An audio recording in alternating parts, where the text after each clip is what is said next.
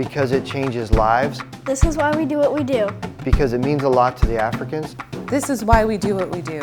Because it's exciting for boys and girls. This is why we do what we do. This is why we do what we do. This is why we do what we do. This is why we do what we do.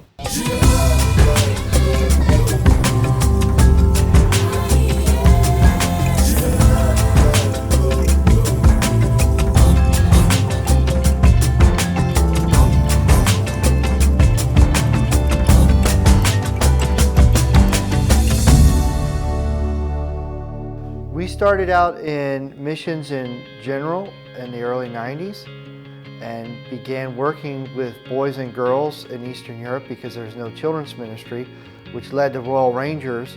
Once we were a part of Royal Rangers, we got asked by Royal Rangers International to be part of the team and then to coordinate Africa. Half the people in Africa are under the age of 18, so Africa is full of boys and girls.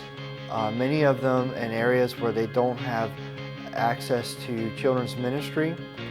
What Royal Rangers brings is a very exciting curriculum with an hour-and-a-half program for each week, and we train them how to use the curriculum and how to have an exciting outdoor adventure-based mentoring program with the boys and girls. You know, it's interesting when you see a lot of our pictures from our ministry. One day I was just looking at one of the trainings that we had done, and Andy had gone into the bush and done a training for a bunch of leaders.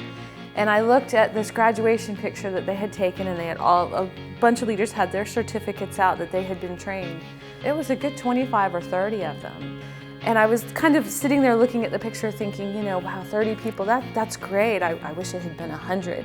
And the Lord just gently reminded me, behind every one of those adult leaders that had gained the training and their certificates, they would go home to their village and 50, 100, that many kids would be brought the gospel and would be taught in a way that they could hear it and that was meaningful to them. You know, Africa is growing, but with that growth goes a lot of needs. I mean, we're just one family, and we have a handful of trained staff. We still need certified instructors from America to come and serve on teams. We're looking for churches to send construction teams to help us with various projects. Our biggest project right now is the East Africa Training Center, which will serve the entire region. And it's being built in stages. Right now we have a 20-foot container. The next phase is to build a tabernacle, and beyond that we want to finish out the tabernacle with dorm rooms, classrooms, large conference rooms, so we can use the facility as a blessing to really the entire Africa region. And we're looking for churches that would partner with us. We're up to the tabernacle stage, but we're going to need funds to help complete the building and even furnish the building. It's going to need classrooms, it's going to need bunk beds, it's going to need pots and pans for the kitchen and blankets and all kinds of things.